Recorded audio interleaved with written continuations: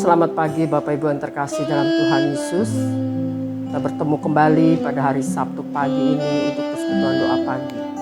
Kita masih bersyukur pada Tuhan. Tuhan sudah memberikan kesempatan kita berdoa syafaat bersama-sama pada hari Sabtu pagi. Mari kita akan memulai doa pagi ini. Mari saya ambil satu sejenak.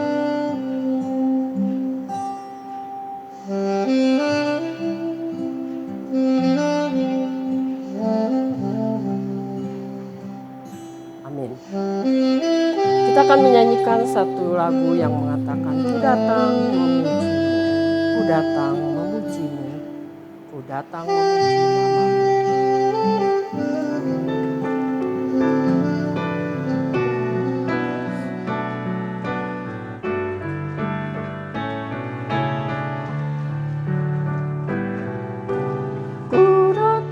memuji namamu.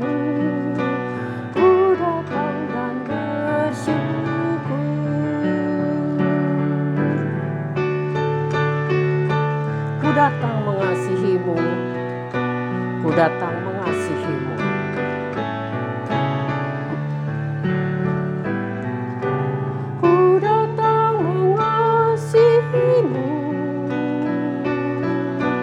Ku mau mengasihimu. Ku datang memuji namamu. Ku mau mengasihimu.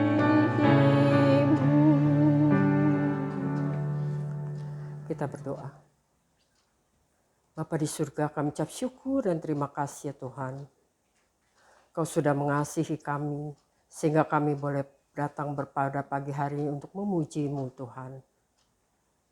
Untuk bersyukur ya Bapa. Terima kasih Tuhan, Kau sudah beri kami kesempatan untuk kami ada di persekutuan doa pagi pada pagi hari ini. Pimpin ya Tuhan Yesus persekutuan doa pagi kami pada pagi hari ini. Dari awal, pertengahan sampai selesai.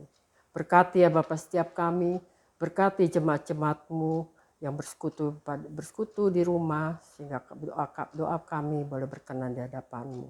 Hanya di dalam nama Yesus kami berdoa dan ucap syukur, haleluya, amin. Ya, kita nyanyikan satu lagu yang kita tidak tahu hari esok kita bagaimana. Hari esok kita pun kita tidak tahu, Tuhan punya rencana, hanya hidup bagi Tuhanlah. Kita tidak tahu esok terang atau gelap. Kita tidak tahu besok kita berserah terus pada Tuhan, karena kita tahu janji Tuhan tidak akan pernah dilupakan. Mari kita nyanyikan, Ku tak tahu hari esokku.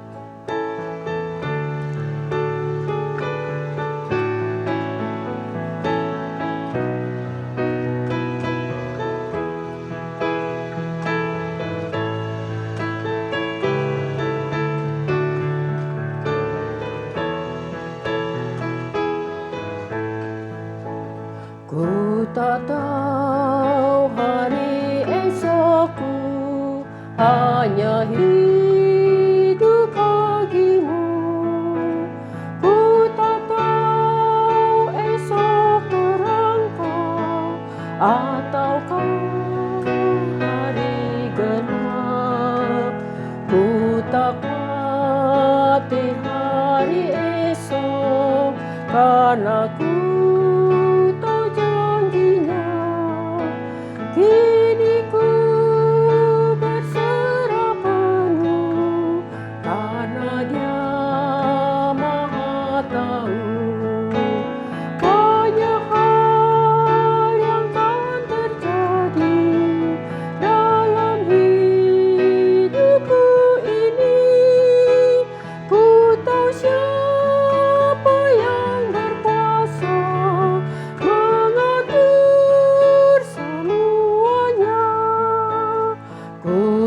tahu hari esokku mungkin miskin terlantar, burung bunga kau pelihara, aku di antaranya.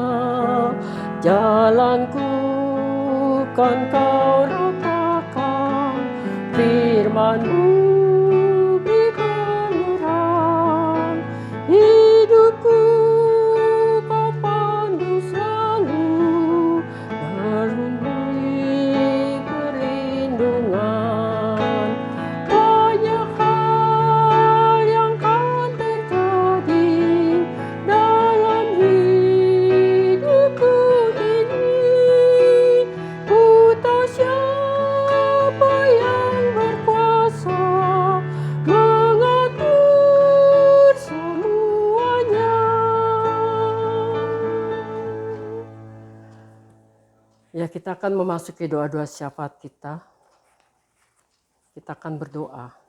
Kita akan mengucap syukur pada Tuhan karena Tuhan sudah berkati, melindungi, menyertai hidup kita hari lepas hari.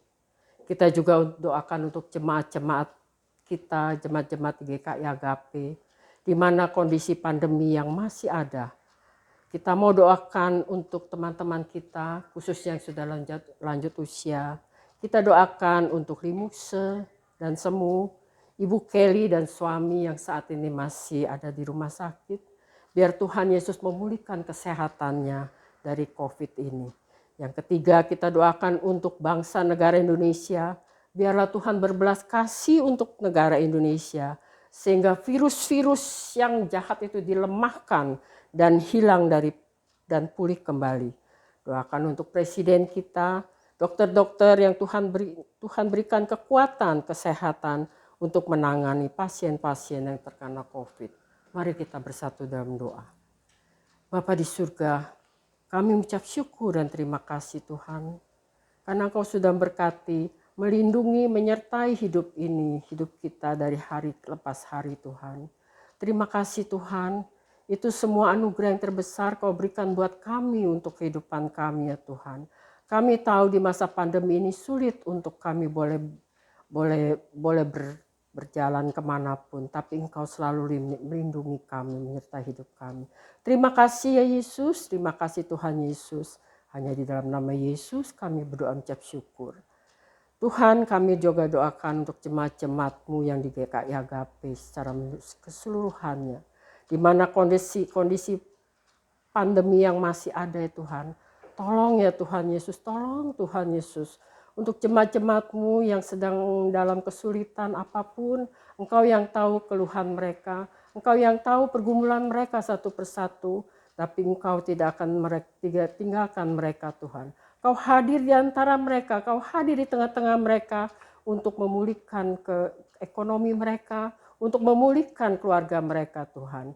Kami tahu Tuhan, kami juga dengar teman-teman kami yang dalam kondisi COVID Tuhan. Tolong ya Bapa, Kau pulihkan Tuhan. Kami berdoa khususnya untuk Chris Simon, Pendeta Simon Stevili, dan istri dan Semu, dan Ibu Kelly dan suami Tuhan. Engkau tahu keadaan mereka ya Tuhan, kondisi mereka. Tapi kami yakin Kau tidak akan tinggalkan mereka, sertai mereka. Tolong ya Tuhan, pulihkan Tuhan. Di dalam nama Yesus kami berdoa ya Tuhan. Sehingga mereka boleh sehat kembali, pulih kembali. Nama-Mu saja yang dipermuliakan Tuhan. Kami boleh memuji Engkau Tuhan, kami boleh bersyukur padamu. Kami boleh bersorak kemenangan Tuhan kalau COVID ini sudah habis Tuhan. Terima kasih Tuhan, kami juga berdoa untuk teman-teman kami yang sudah lanjut usia. Tolong ya Bapak, tolong Tuhan untuk mereka Tuhan, supaya mereka selalu bersandar kepadamu Tuhan.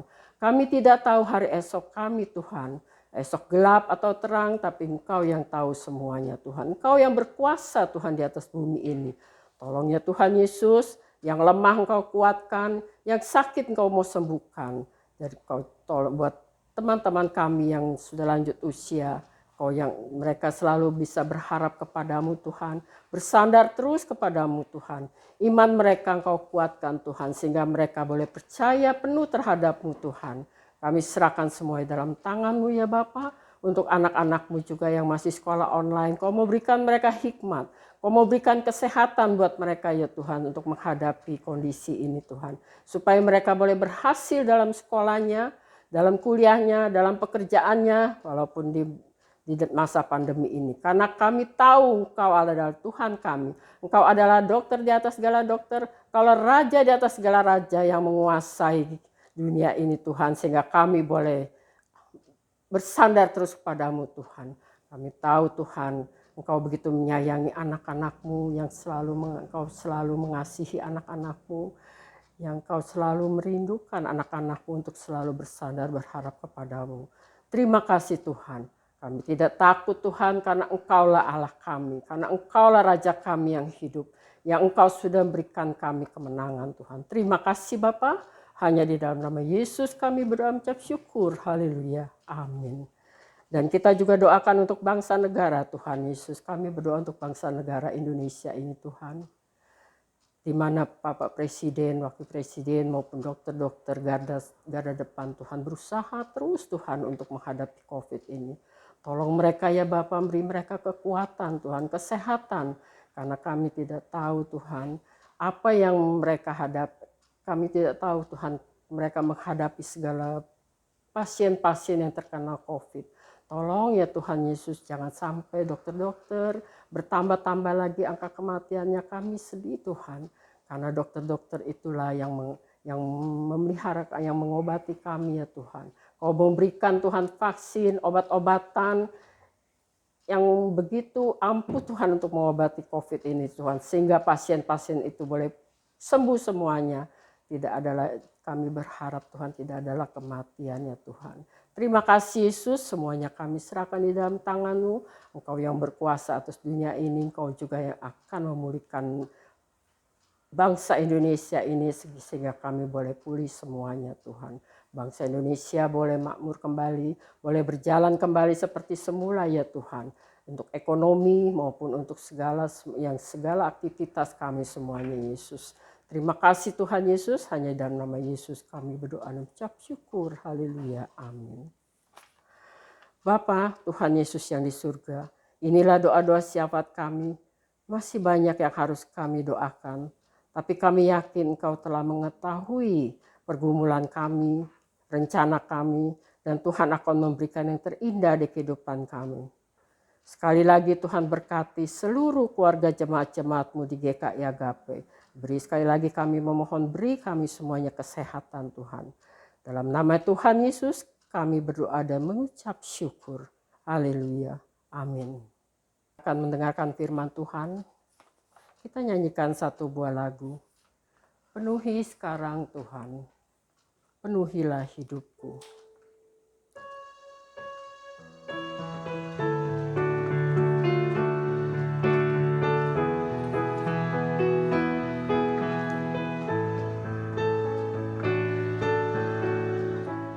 Penuhi sekarang Tuhan, penuhilah hidupku.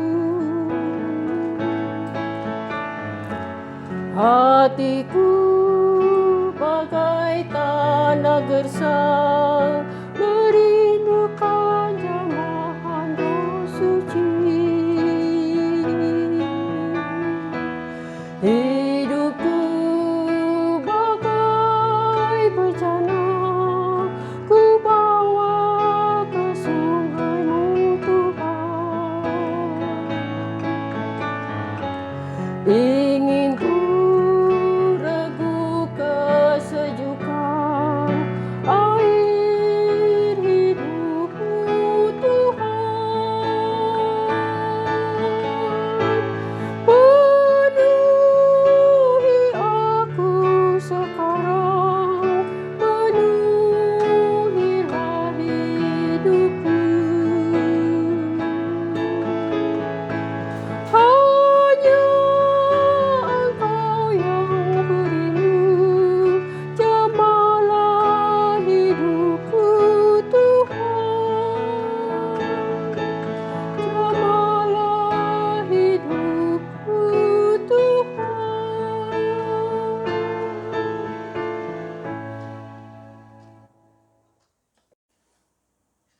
Mari kita akan berdoa sebelum firman Tuhan diberitakan pada pagi hari ini. Kami bersyukur Bapa, kesempatan pagi ini yang Tuhan kembali berikan bagi setiap kami sebagai umat-Mu. Di dalam ibadah persekutuan doa pagi, kami mendapatkan kesempatan untuk bisa mendengar kembali pemberitaan firman Tuhan. Engkau berbicaralah kepada kami ya Tuhan, karena kami telah siap untuk mendengarkannya. Di dalam nama-Mu Tuhan Yesus kami berdoa. Amin. Kita akan membuka bersama-sama Alkitab kita yang diambil dari surat 1 Korintus pasal yang keempat, ayat 1 dan ayat yang kedua. Saya akan membacakan untuk jemaat sekalian mendengarkannya bersama-sama.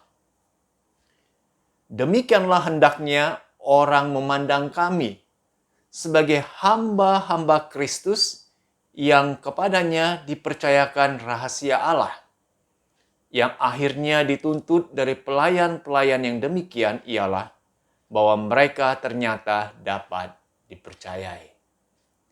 Hari ini kita mau belajar bersama-sama sosok pribadi seorang Rasul Tuhan yang hebat, yang dipakai oleh Tuhan secara luar biasa, yaitu Rasul Paulus. Kalau kita mau melihat akan sosok pribadi manusia yang hidup di tengah-tengah dunia ini, kecenderungan manusia ketika dia sudah dikenal oleh banyak orang, ketika dia sudah dikagumi, ketika dia sudah punya nama di dunia ini, akan mengubah perilaku dia, akan membuat dia menjadi pribadi yang angkuh dan sombong. Karena dia menganggap diri dia sudah dikenal oleh banyak orang. Dan inilah yang ternyata banyak dilakukan dan dihidupi oleh manusia di tengah-tengah dunia ini. Sehingga tidak heran kalau kita lihat ketika seseorang itu masih ada di level bawah, belum dikenal banyak orang, dia menjadi pribadi yang sangat ramah, yang bisa merangkul banyak orang. Tetapi ketika dia sudah mencapai keberhasilan dalam hidup, menjadi sosok yang terkenal, dikagumi oleh banyak orang, dia bisa menjadi sosok pribadi yang berubah jauh, menjadi angkuh dan sombong. Tetapi hari ini kita akan belajar dalam diri seorang Rasul Tuhan, yaitu Rasul Paulus. Rasul Paulus adalah rasul yang dipanggil oleh Tuhan secara khusus. Hidupnya mengalami perubahan besar ketika Tuhan memanggil dirinya. Dia seorang yang dikenal sebagai penganiaya jemaat Tuhan, tetapi Tuhan menyatakan kasih karunia-Nya memanggil Paulus sehingga dia bertobat. Dia percaya kepada Kristus dan hidupnya diubah oleh Tuhan. Tuhan mau memakai Rasul Paulus menjadi Rasul Tuhan yang berkarya untuk pekabaran Injil Tuhan.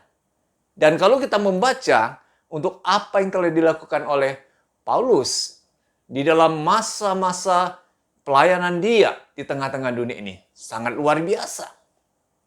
Tetapi ketika kita membaca apa yang dia nyatakan di dalam suratnya, ini mencerminkan sosok pribadi seorang yang tahu akan dirinya itu siapa. Meskipun dia sudah dipakai oleh Tuhan secara luar biasa, dia sudah dikenal oleh banyak orang yang dimenangkan bagi Kristus. Tetapi kalau kita membaca di 1 Korintus pasal 4 ayat yang pertama, apa yang dia katakan? Dia menghendaki orang memandang dirinya bersama-sama dengan rekan-rekan yang lain sebagai hamba-hamba Kristus. Waduh, luar biasa. Dia meskipun sudah dikenal oleh banyak orang, tapi dia tahu diri dan dia tidak lupa diri. Dia sadar dirinya yang sudah dipakai oleh secara luar biasa oleh Tuhan, dia tetap sadar dirinya adalah hamba-hamba Kristus. Saya coba memaknai. Kenapa di dalam pernyataan diri Paulus dia mengharapkan dan dia meminta orang-orang yang kenal akan dirinya sebagai seorang rasul Tuhan menganggap dirinya hanyalah hamba-hamba Kristus. Kenapa tulisnya dalam bentuk hamba-hamba, bukan hamba Kristus? Karena Paulus sadar betul bahwa dirinya hanyalah salah satu orang yang mendapat anugerah dari Tuhan untuk dipakai di dalam pelayanan pekabaran Injil Tuhan. Yang dipakai sebagai rasul Tuhan.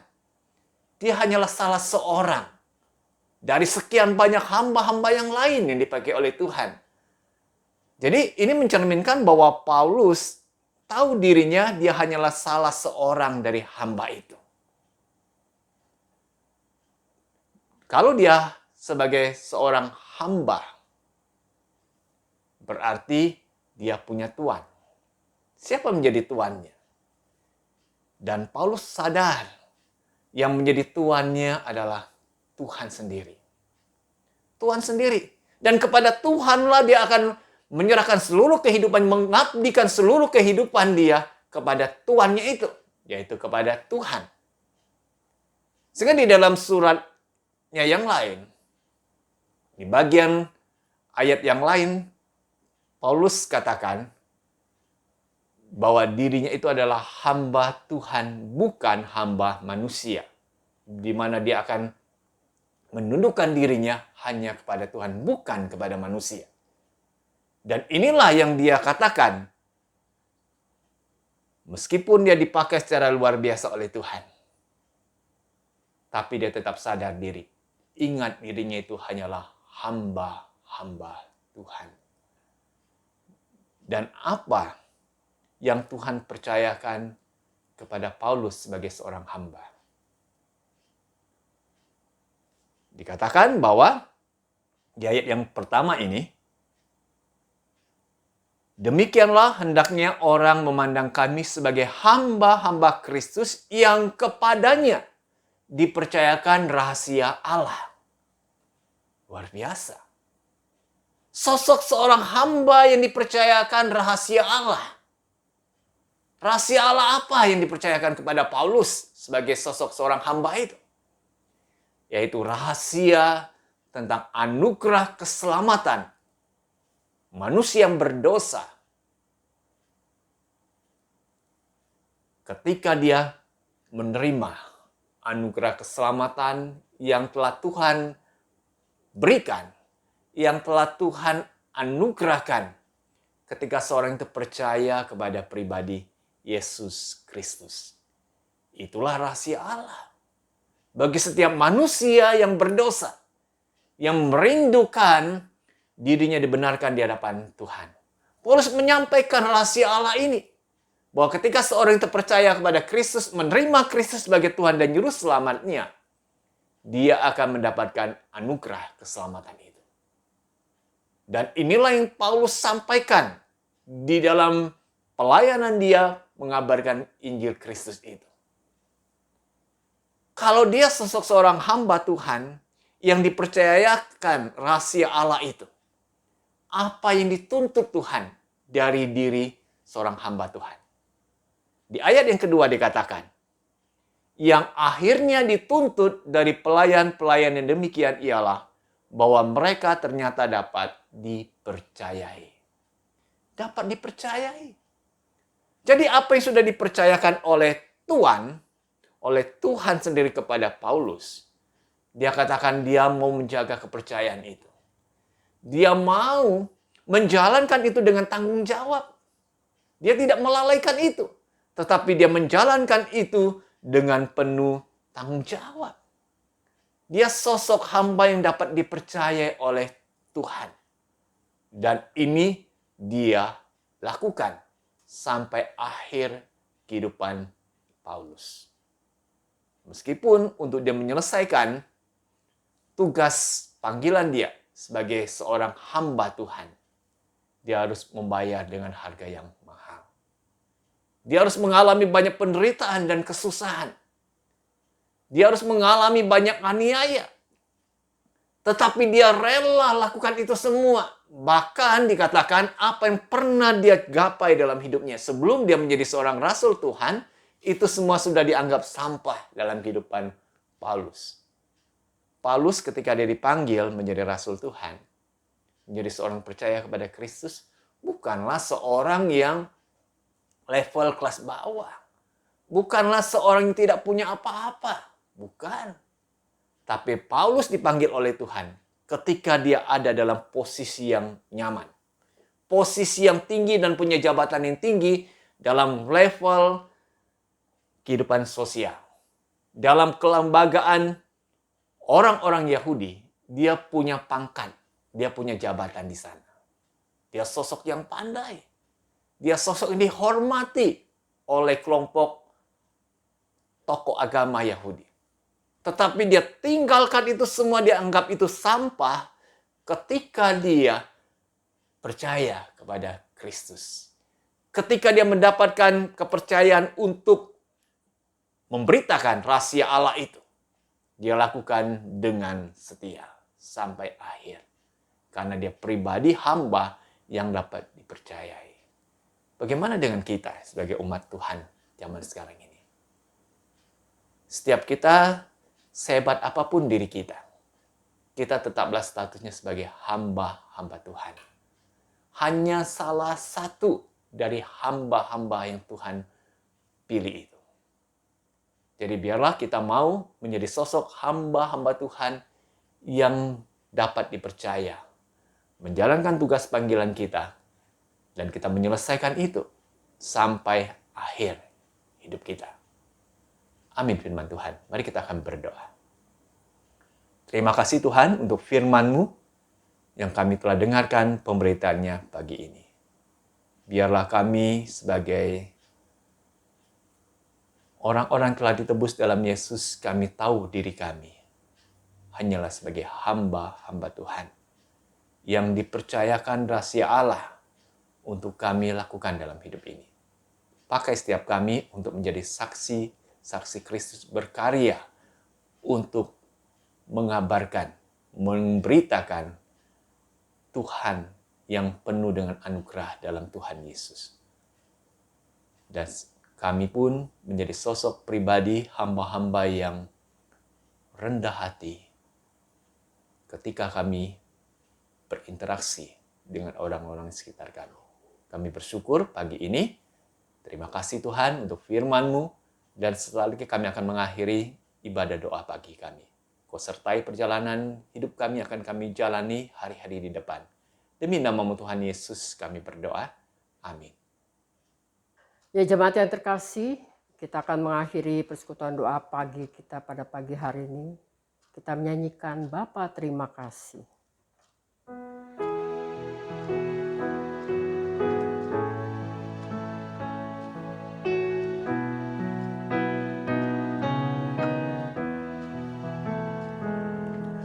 Bapa terima kasih. Bapa terima kasih. Bapa di dalam surga, puji terima kasih. Amin.